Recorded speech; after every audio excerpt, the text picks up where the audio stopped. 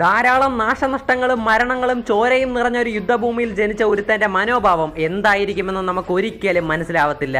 എപ്പോഴും യുദ്ധങ്ങളാൽ മൂടപ്പെട്ട തന്റെ ബാല്യത്തിൽ നിന്നും ഒളിച്ചു നിൽക്കാൻ അവൻ പല പ്രാവശ്യം ശ്രമിച്ചെങ്കിലും അവൻ അത് സാധ്യമായില്ല.